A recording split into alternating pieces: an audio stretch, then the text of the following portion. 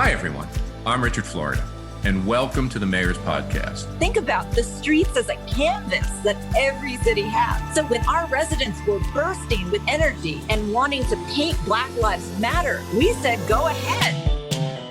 Thanks to our sponsor, Reef, a company that turns underutilized parking lots and garages into vibrant neighborhood hubs, for supporting this important conversation. I'm joined by my great friend and colleague, Patton Murphy. Yeah, hey, everyone. And we're talking to mayors.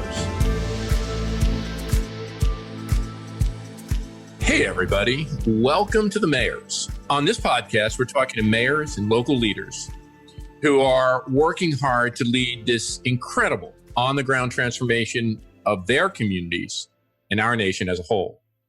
We're talking to the mayors about the big challenges and opportunities they face, what got them into politics in the first place, what keeps them up at night, and what keeps them ticking.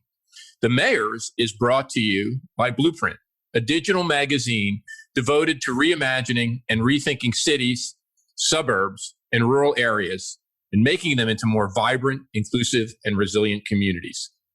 Today, we're talking to one of my very favorite mayors, and that's the truth. Mayor Libby Schaaf, the mayor of Oakland, California. She was first elected as mayor of Oakland in 2015 and is currently in her second term. Prior to that, Mayor Schaaf served as a policy advisor to the Oakland City Council and then represented Oakland District 4 as a city councilor herself. Mayor Schaaf has a long track record of volunteerism and civic engagement. She founded Oakland Care as a volunteer program for busy professionals with her mom. Mayor Schaaf, it's so great to have you on the Mayors. And maybe I'll kick it over to my co-host, Patton, to get us started. Yeah, absolutely. Thank you, Richard. And Mayor Schaaf, it's a pleasure to see you again, albeit digitally. I actually think Richard and I were actually just talking. I think it was at U.S. Conference of Mayors, January 2019, the last we all saw each other. And actually a dinner that we all did with the Aspen Institute. And actually it was from that conversation, so many people came up to us after and they're like, "Oh my gosh, Mayor Schaaf's amazing." So thank you so much for joining us today. Well, I'm sorry that we can't have another dinner, but this podcast will have to do in our pandemic times. Exactly. So let's just dive right into it. A big part of what we're trying to do is just give the mayors an opportunity to share kind of their story and how you decided to do what you're doing and kind of your path there. So you're actually born and raised in Oakland in District 4, which you later went on to represent City Council. Can you just share a little bit about just your story? Just how'd you get to where you're at from? That's right. I am so proud to be born and raised in Oakland. I was born in 1965. And one of my earliest memories is my parents actually looking at houses in the suburbs, thinking about moving out of Oakland. And I'm a white mayor. That is something that was a phenomenon in Oakland, white flight during those years. But I got to tell you, my mom was not going anywhere. She ran the volunteer program at our children's hospital. My dad was a traveling shoe salesman, so out of town a lot, which gave my mom lots of opportunities to explore dive bars and check out blues clubs. And she really infused in me this absolute love and pride of the diversity, the cultural richness of Oakland. She went on to help found something called Festival at the Lake. Lake Merritt is kind of Oakland's living room. It's kind of the center of our soul. You have to understand, like, our city has the most beautiful weather. It hovers between this kind of blissful high 60s, low 70s, the majority of the year. And right on the edge of our downtown is a natural lake and the actual first official wildlife sanctuary in the United States. And this is like this perfect juxtaposition of Oakland, like deep nature and a celebration of the environment, surrounded by kind of a gritty urban, energy. So Festival at the Lake was a celebration of the multiculturalism. And if you sit on a park bench on a sunny day on the shores of Lake Merritt, which I hope everyone does because it is just like the loveliest thing you could do, as you watch Oaklanders walk around the lake, you'll see that almost every group of friends, every family is multicultural, multiracial.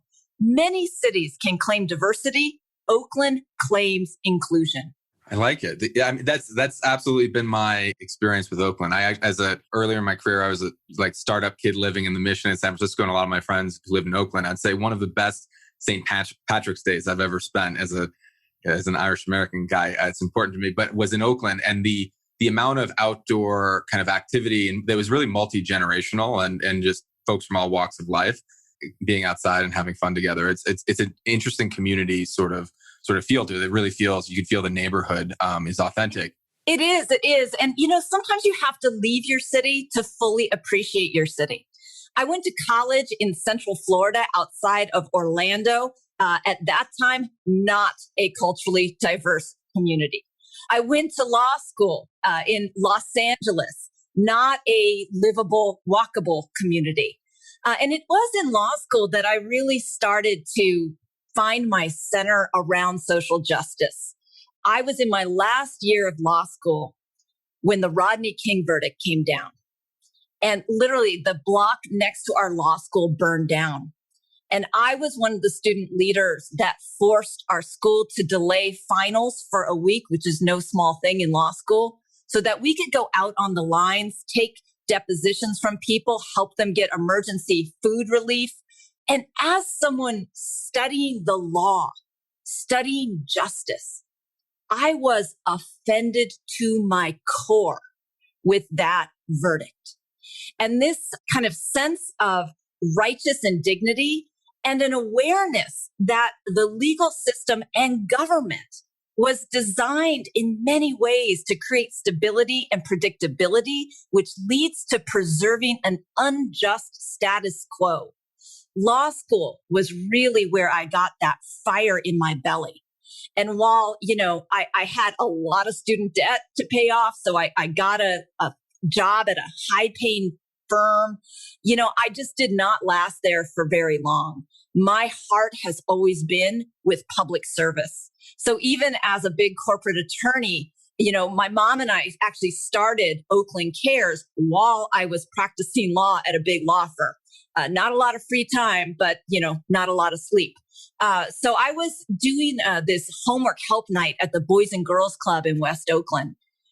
And one day, just 9-year-old Nathan Anderson spotted me when I walked in for my volunteer shift.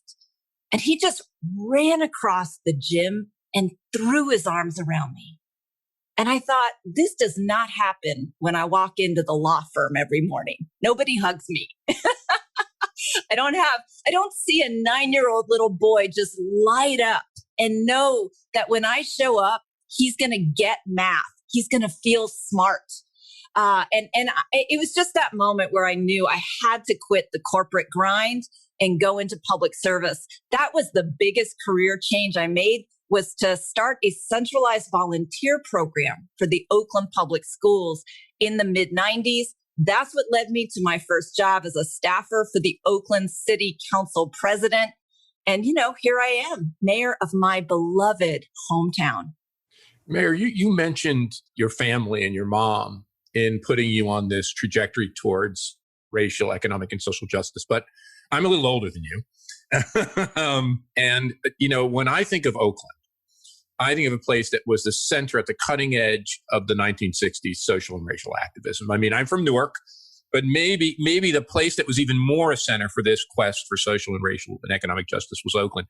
Did the context growing up in Oakland, as well as being around your mom, did that shape your concern for social justice and your civic activism at all? Absolutely. I mean, one of my good friends at Skyline High School in Oakland was Huey Newton's son, Ronnie.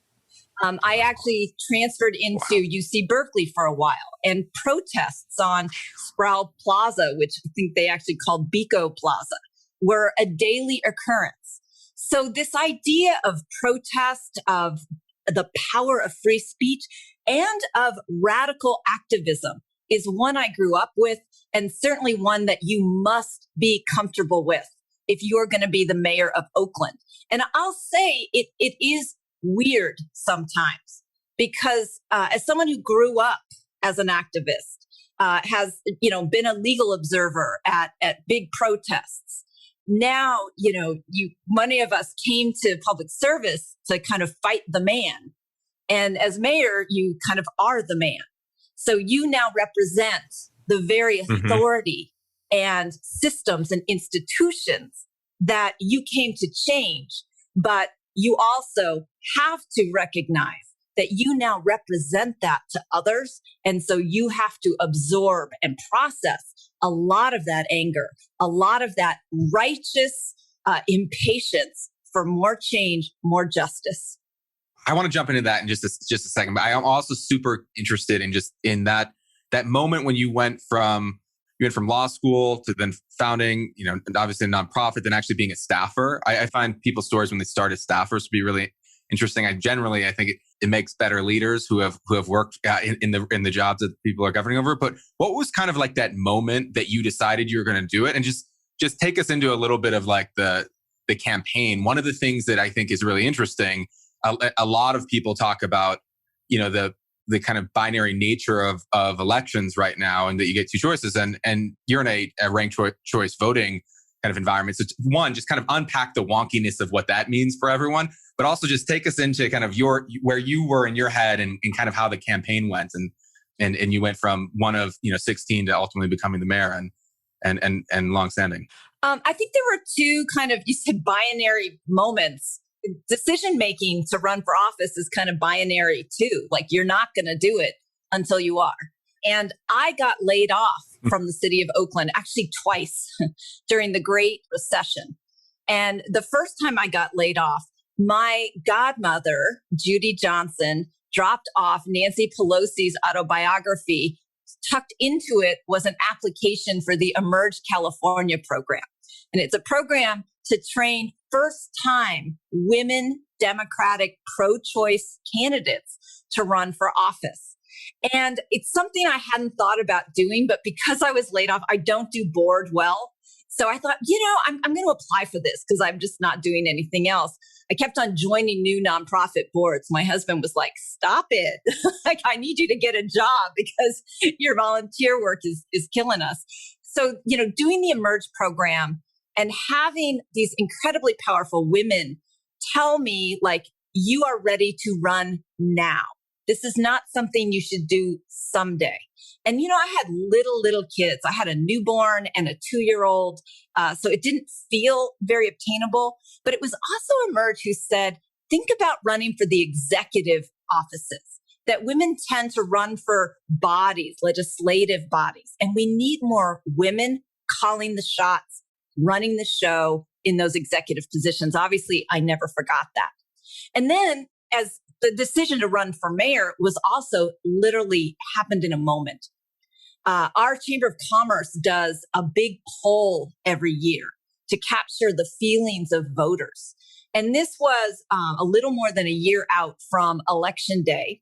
The incumbent mayor, who actually was the very first woman mayor of Oakland, Jean Quan, was running for re-election.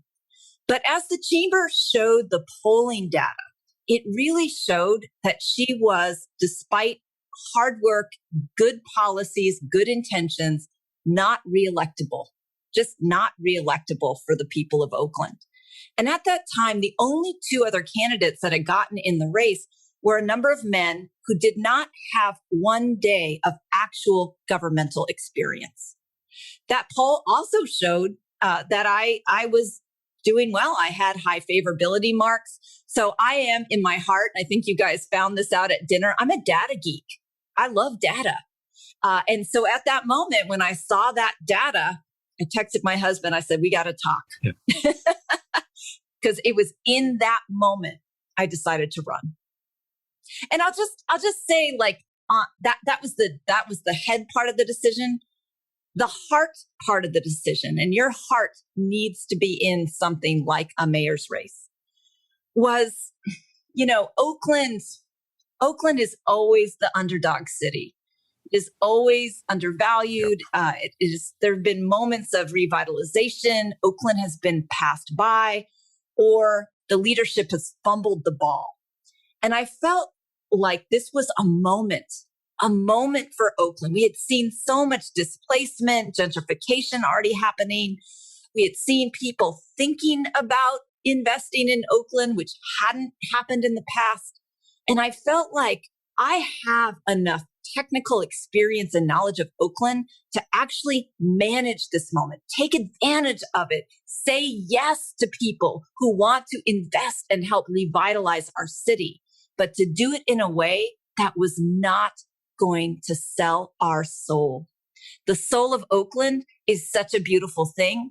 I feel like I saw San Francisco sell its soul for development. And to invite the tech industry in a way that did not respect or protect what was there before.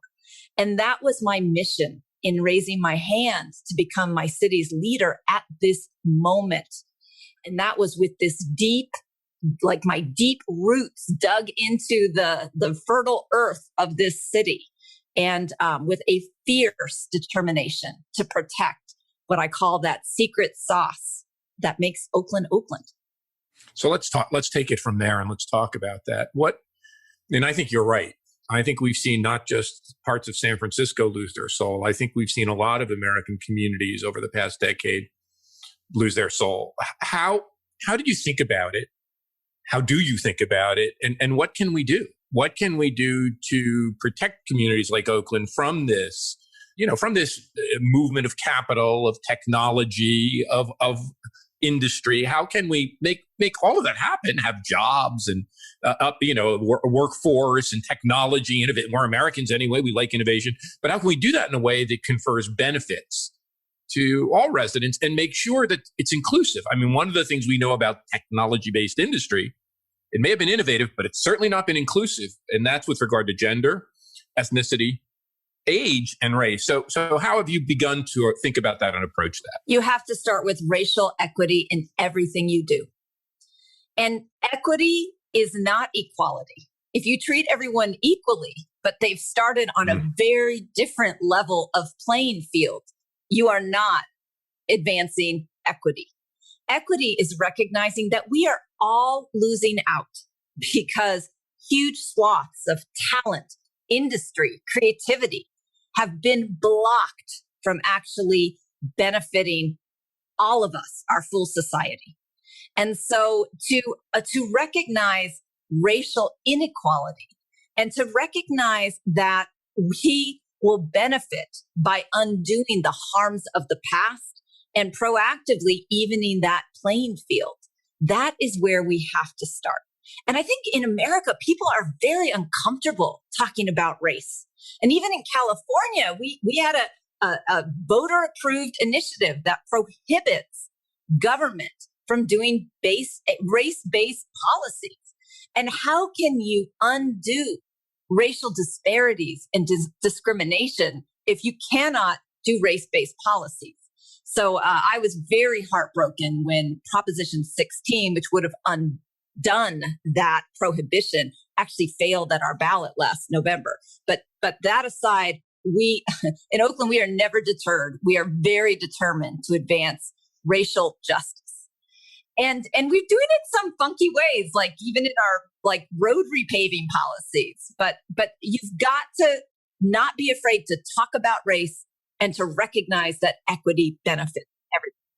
So let's actually dive in. We wanted to bring that up with you, actually. So this is something. Yeah, agreed. I mean, it is a crazy way, right, Pat? And so yeah. I mean, so talk to us. Tell us about the street repaving. And when most people, most listeners think about potholes, it's generally not something that is like a sexy topic. But tell us why potholes are actually a bigger deal than just a pothole and why it's important. And just again, take us into the conversation of how you had the unlock of why this and what it actually means for broader policy in the community. Hey, in Oakland, potholes are hella sexy.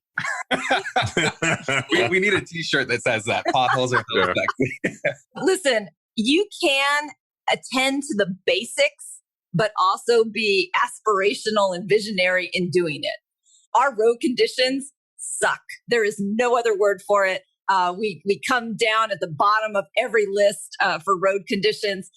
But we recognize that a pothole in a wealthy or affluent neighborhood is probably going to have less of an impact on that resident's life than a pothole in a low-income community, where if that person breaks an axle or twists their ankle, they might not have health insurance. They might not have another way to get to their job and earn a living to keep their family housed. The impact is quite different. And what is great about how we approached like infusing equity into our paving plan, which, you usually don't think of those things together, was we did it at a moment where we had gone out to our voters and we said, hey, voters, would you raise your taxes to get the roads fixed? And they overwhelmingly said yes. We did an infrastructure bond that include road repaving, capital improvements to public facilities like libraries and recreation centers, as well as a big bond for affordable housing construction. And it passed by more than 70% of the vote. I love the voters of Oakland. You are beautiful and generous. So it was a good time because everybody was getting more. Everybody was getting more road repaving. But as we like to say, some parts of the city were getting more. And by that, we actually created an algorithm where we took into account, does this neighborhood have high percentages of disabled or seniors who, again, are going to be especially harmed if they step into that pothole? Does it have a lot of low income people that are struggling to get to work and stay employed? All those factors went into this equity analysis, and we actually put more resources into the neighborhoods that were most impacted by the effects of bad road conditions.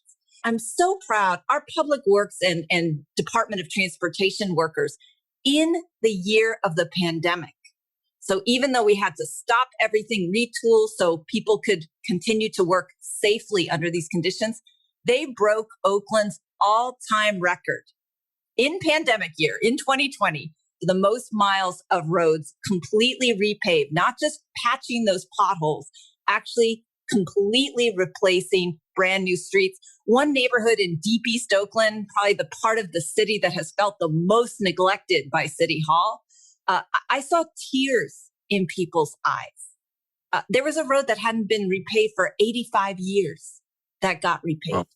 So this is meaningful. This is part of government regaining the trust of people to acknowledge that parts of our communities have been neglected by things like capital improvement investments. And it's time for us to apologize and make up for it. So can we talk a little bit more about some of your other initiatives? Two that we've noted were the Oakland Promise and Oakland Undivided, which make sure every kid, especially in this year where kids have been on Zoom school, has access to the internet and laptops. And maybe there's others. Maybe there's other things you want to tell us about your equity and inclusivity agenda. But why don't you tell us a bit more about outside of the paving program, other things that you've wanted to do to achieve that agenda? Yeah, probably the other area I would love to talk about is homelessness. How we've tried to tackle that. But I'd love to talk about Oakland Promise and Oakland Undivided because they are, without question, my happy place. And as you're talking to mayors, I am sure you're going to find a common theme that for many of us, our proudest accomplishments, our most impactful initiatives have been things that are completely outside of our formal authority. I have zero control or jurisdiction over my public school system in Oakland's form of government. Zero. But as a graduate of the Oakland Public Schools, frankly, I'm a mom of two school kids. And as someone who recognizes that my city cannot be a world-class city, we cannot deliver on a promise of equity without addressing educational equity. I knew I wanted to go big on something with public education. And so I do what I say every Oakland girl does well. Every Oakland girl can hustle. Like, in fact, everybody has a side hustle, as we say in Oakland.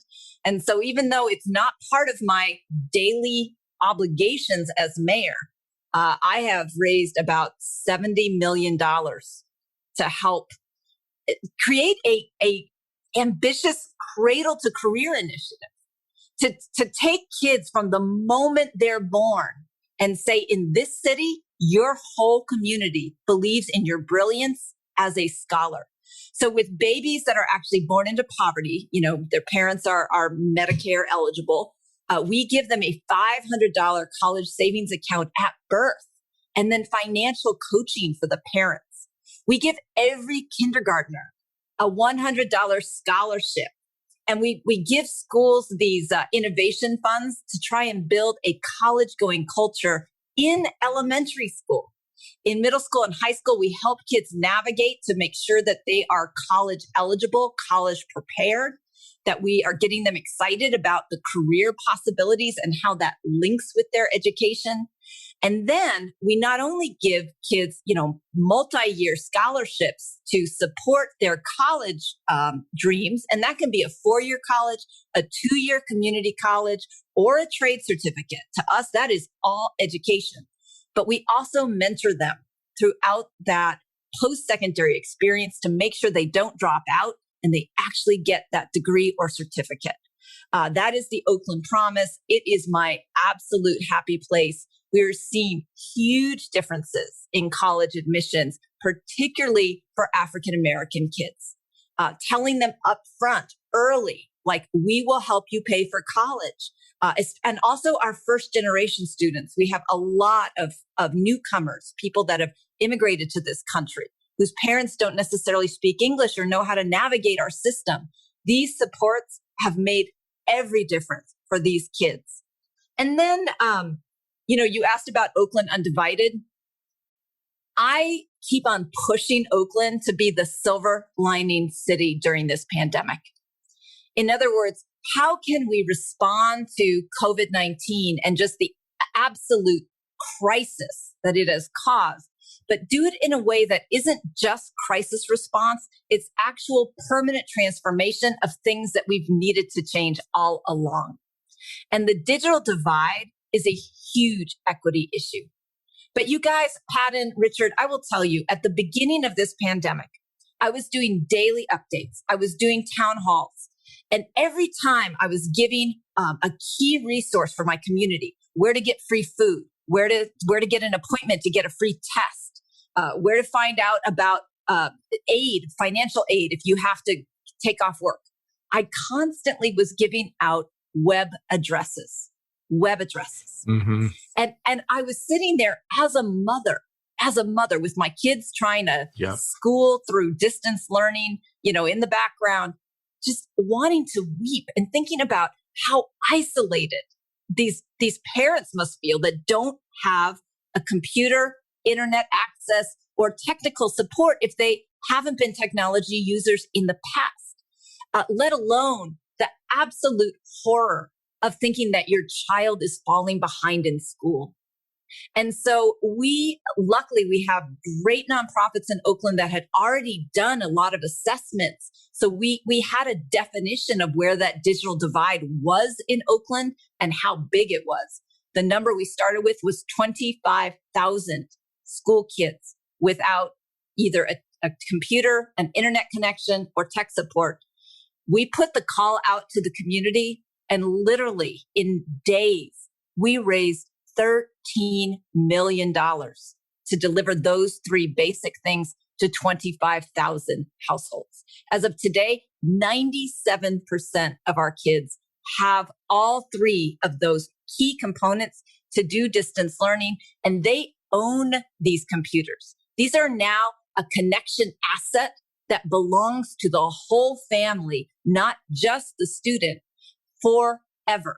So that is what we're continuing to build on. We're also trying to build out public broadband, keep this going for class after class, generation after generation, because in today's society, really digital connectivity is like essential infrastructure. It's essential infrastructure of the mind, of learning, and essential infrastructure to connect you to resources.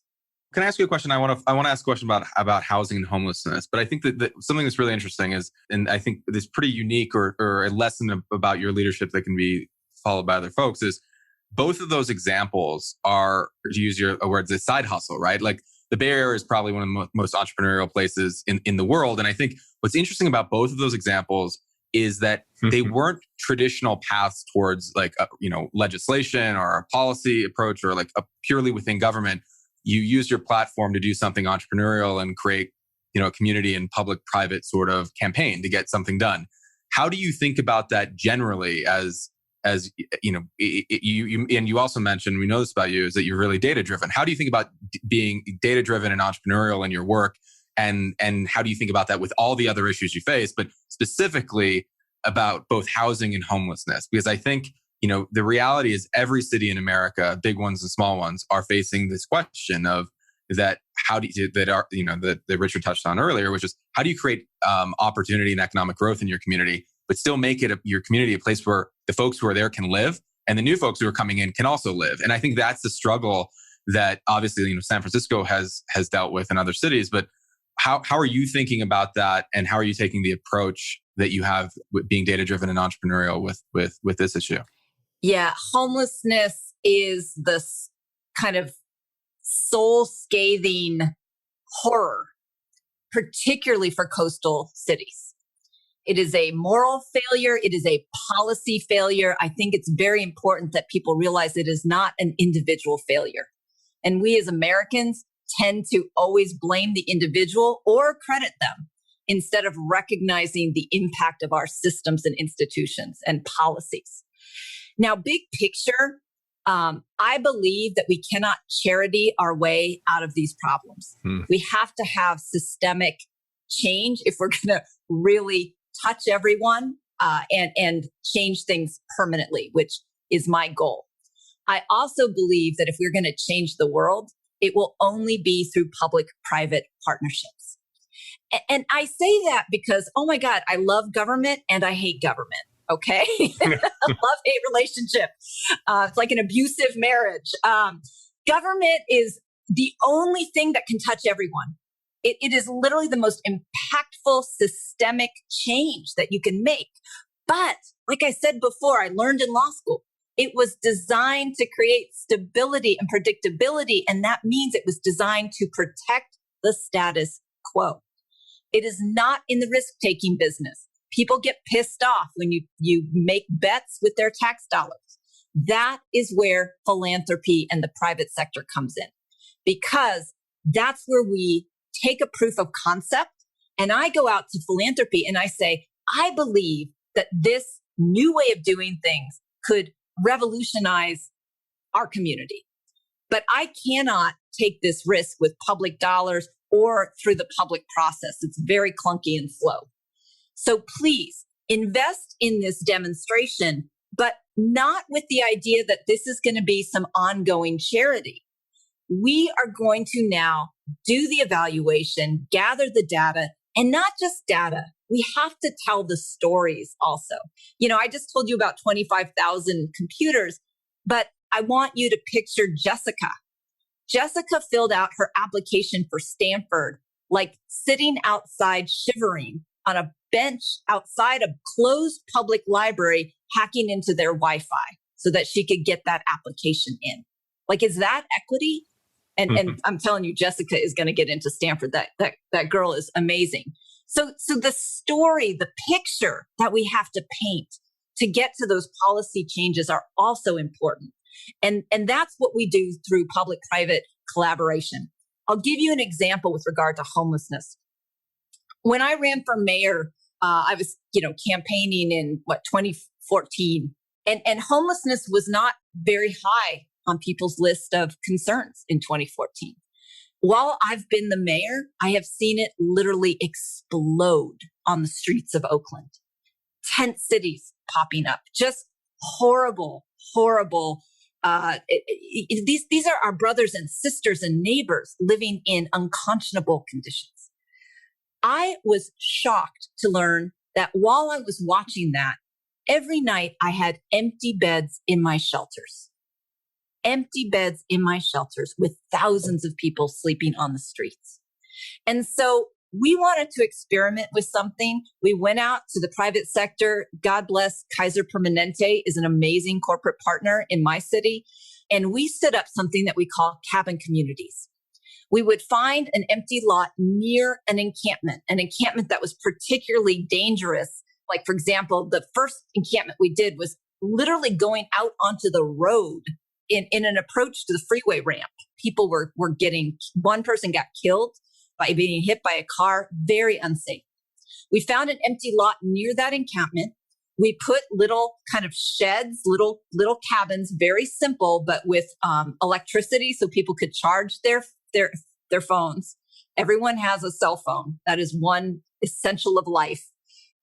Bathrooms, at least twice a week, access to a shower truck that would come by, housing navigation, health navigation and support, 2 hot meals a day, security at night, very minimal rules. But the thing that the cabins have that the traditional shelters do not is that these neighbors of ours can go to bed at night behind a locked door with their partners, their pets, their possessions, and their privacy. That is not part of the traditional shelter model. And what we found is that people were willing to come in. They were pretty suspicious at first. They gave it a try. And we also allowed the encampment as a unified community to come as a whole into this cabin community. We did not break up the community that had been informally formed on the street. And that model, it turns out, is actually successfully healing people. About 55% move on to permanent or more stable housing, which is a very good positive exit rate. And it's about half the cost of a traditional navigation center. That I could never have run that experiment if I had tried to do it through government. But after we had piloted 2 of these cabin communities, the Oakland City Council voted to allocate funding for this model.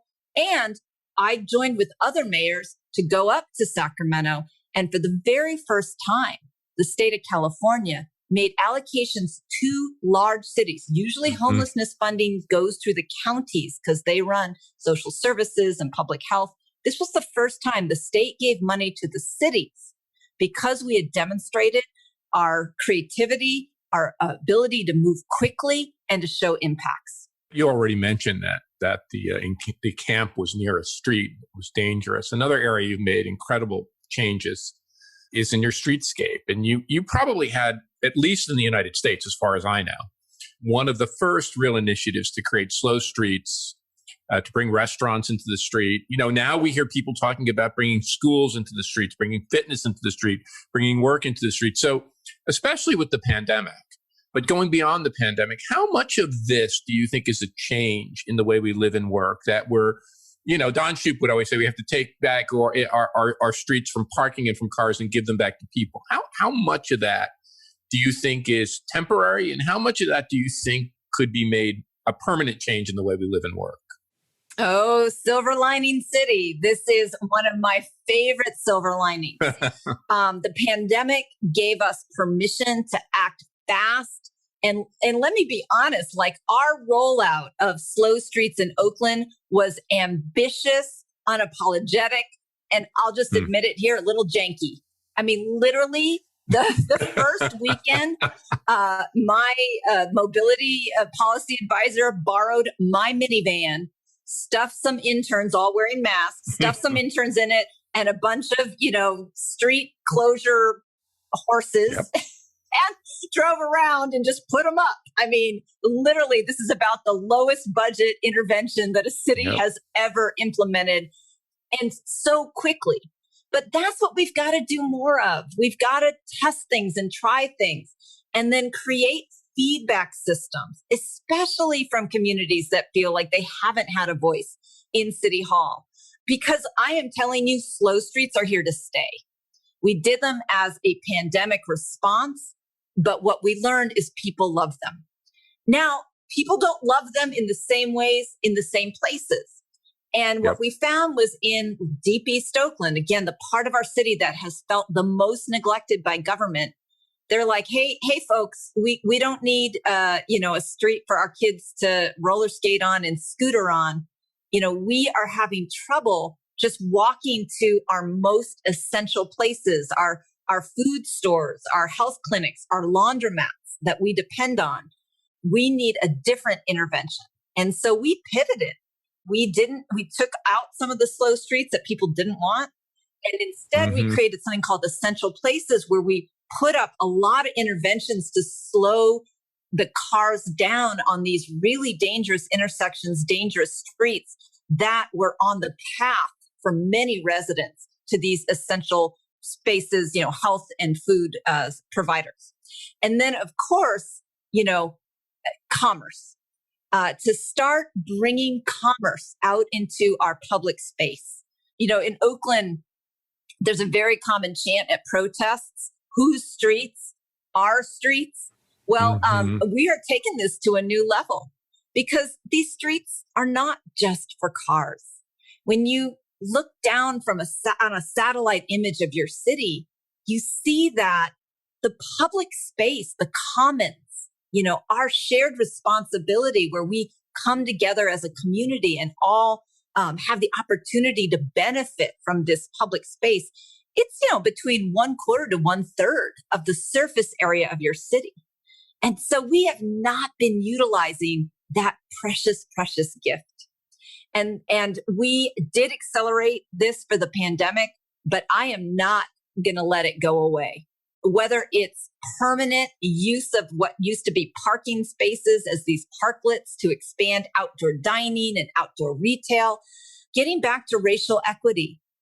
During the pandemic, we suddenly had hordes of people descending on that beautiful Lake Merritt. And a lot of them were popping up little tables trying to earn a little cash to get them through this economic meltdown. Well, we organized it. We created a marketplace for local Black artisans. New spin on the word Black market. And it was magical. I don't want that to go away. We had a night market come up in our Chinatown neighborhood, which is, of course, an Asian tradition. So these are all things that just add to the life vitality of the city. And even with this vaccination coming out, I think it's going to be a while until people feel truly comfortable being, in close quarters with a lot of people indoors. And why not take advantage of our gorgeous architecture, our, thriving vibe in our city and our amazing weather to really give the people back their streets and use them for economic development and to really advance, again, racial equity on that economic development piece. Mary, you're making a very a very powerful case about a city as an enabler of urban innovation and urban innovation and creativity from the bottom up, from every community, every person, every racial group, every socioeconomic group.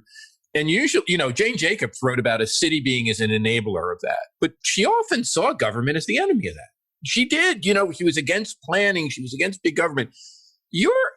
I'm listening very intently with your comments about public-private, government's role. You're almost, for maybe the first time, saying, no. We're not the person that says no. We're not the regulator.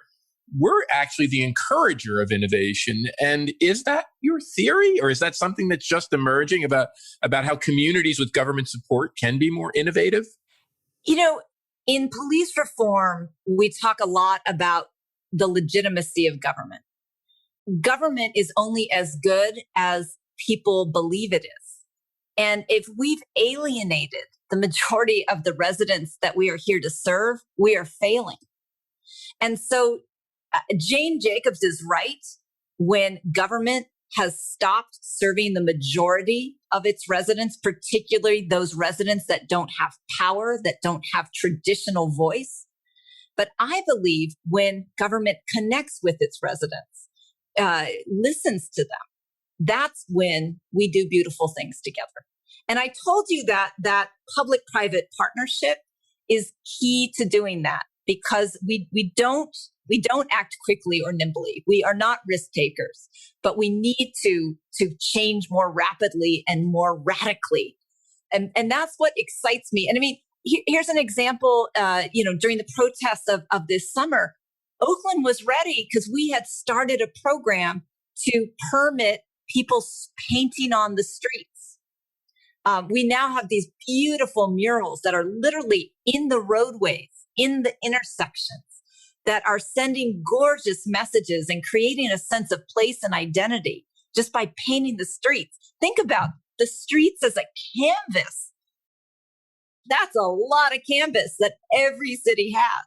So when our residents were bursting with anger and energy and wanting to paint Black Lives Matter, we said, go ahead. And here's the type of paint you should use. We were ready. When people were worried about the vote count on election day, we have this gorgeous mural in front of the federal building on the roadway. But we were ready. Instead of saying, no, we're regulators, you can't do that, we said, here, this is how, and we celebrate you. Government needs to do more of that. If the people are pissed off at us, we're not doing our jobs. And I know it's hard. There's a lot of passion out there right now. There's a lot of frustration. I mean, my God, we have seen it over this last year in ways we've never seen before on both sides of the political spectrum. So how can we create a sense of belonging? We should not, and boy, this last week of this insurrection and this violent takeover of the Capitol, if there's a lesson that we should take out of it, is that we cannot take our American democracy for granted. But it is only as good as the people feel. And so we as government have got to listen to our residents and enable their desires. And Mayor Schaaf, to your point, a lot of your focus is on partnership and to another type of partnership with the federal government. And you mentioned with public schools, right? Like you're in a situation where you don't necessarily have mayors are in an interesting situation vis-a-vis the states, and states are in an interesting situation vis-a-vis the federal government, where we often have accountability at a local level and then not necessarily full agency. It's kind of like and same with funding, right? This concept of like cynical federalism in America.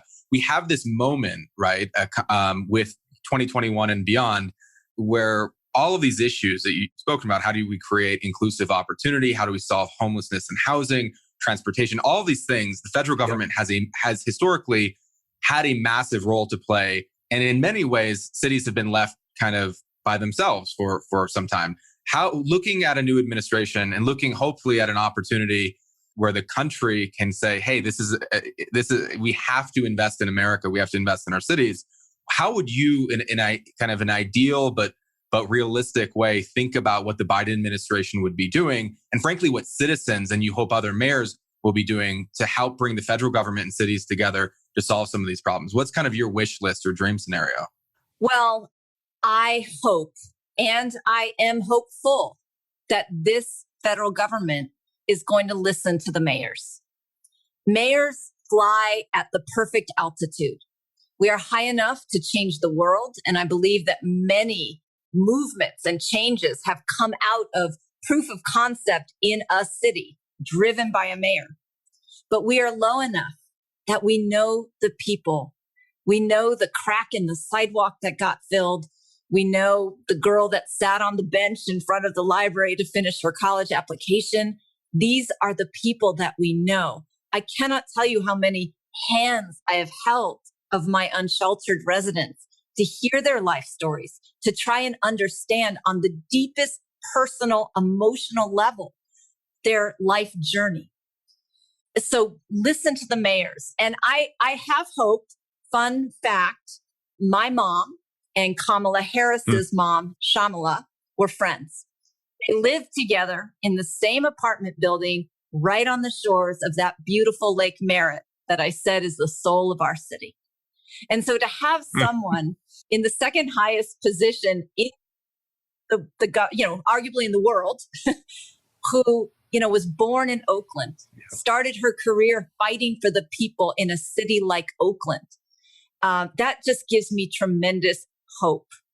That the innovation, the struggles, the soul, the aspirations of the people of the city are going to be in the hearts of this new leadership team for our federal government.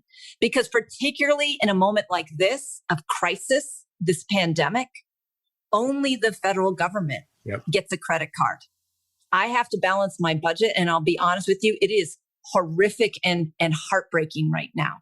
What I've already had to make horrible cuts because of the revenue impacts of COVID. The state government is the same. Only the federal government can do that stimulus funding. Only the federal government can provide relief and aid And they must do it without hesitation and with an eye to permanent transformation, because this pandemic has just shone a hot spotlight on the disparities, racial disparities, geographic disparities, job class or economic disparities. All that has become so glaringly clear in the form of death. And so if we do not fix these systems in a way that works for all the people, we are not doing our jobs as public servants. But I am hopeful with this new administration, and I am hopeful with the energy and thought partnership I get from all the mayors in this country. It is a great club to be a member of. Mayor, one last question. And by the way, we share your optimism. America seems to rise to the challenge, and I think we have the right leaders that we need now, and the right legislative branch that we need now. So I think the cavalry, as my dad would have said, a World War II veteran, the cavalry's coming. I have one last question. When I read the popular press now, I hear the following narrative. There are two coastal areas that are done and dusted, that are on the dustbin of history. New York City, the finance companies are leaving, the real estate companies are leaving. New York City is going to be shut down. The progressive leadership there is awful. And then you hear the same thing, maybe even worse, with the Bay Area. Not necessarily Oakland, but let's lump it together. Silicon Valley, San Francisco, and Oakland. The tech companies are leaving. Everybody wants out. It's too expensive. It's got these problems. The leadership doesn't lead. And that's not what you're doing. You're trying to build an inclusivity agenda. So how much of that do you believe? How much of that is just BS? And are you optimistic about the innovative and creative power of your city in the San Francisco Bay Area? I think our listeners are be very intrigued, because so much of the narrative is, it's the end of San Francisco, it's the end of New York. I don't believe it, but from your perspective, what do you think is the future for the Bay Area and for Oakland? I think we have to reconnect with our compassion. And at the end of the day, capitalism is a system that needs some reform. But it is only as good as the people who are in it. And those people have consciousness, they have values, they are raising children. And to really appeal to a sense that we are all interconnected. We are all dependent on one another. And to think about how the most vulnerable is affected by your policy, your position. That is a mindset that we all need to adopt. In fact, it's called design thinking. I'm sure you geeks are into that too. So I really want to start appealing to people's humanity, because we've seen that capitalism that is accountable only to shareholders is literally destroying us. And I applaud this new awareness that capitalism must be accountable to stakeholders. And that includes the communities, everyone in the communities where you are and do business. And that means America's cities. So that is what I hope people can focus more on. We have a lot of work to do. The level of economic inequality, of racial disparity is unconscionable in the great American democracy, where honestly, the American dream is an American lie right now. Mayor, thank you for your generosity with your time. From Patton and myself, it's been a pleasure being with you again today. And hopefully in the not too distant future, we can all see each other in person again. Thanks again for being with us. Thank you, Mayor. Thank you. Thank you. Be well. She's amazing. She's great. She's my favorite. I mean, you can't have favorite kids, you can't have favorite mayors, but she's my favorite. Her energy, her enthusiasm. You know what was interesting too, and you got to it, Patton, was the thing about her mom, her godmother, and the mentors she had that were women. That was really, to my mind, it made such an imprint. And as a young woman, for her to take on that kind of role and to insert herself in the politics of Oakland is a non-trivial thing, right? It's a scary thing. And she just said, I'm going to go for it. With these mentors behind me, I'm going to go for it. And also the early imprint of racial and economic justice, right? You could just hear that living through it and how much it shaped her to this day. Yeah, it's I always find it fascinating talking with her. I mean, Oakland has in many ways, Oakland has the challenges in a big city way that every city and every town has in America. And so it just makes it that much more complicated. She has a real opportunity. What I find fascinating about her theory of governance is that she just doesn't see a start and stop to where her job begins and ends. And she's just entrepreneurial. And I think it's almost it's forced, right? She's not in charge of her schools. So then how can I help? She, I think, is a fascinating mayor for other mayors to look at. Thanks to all of you for joining our podcast, The Mayors. And thanks to our sponsor, Reef, for supporting this important conversation. We'll look forward to seeing you back here again for our next episode.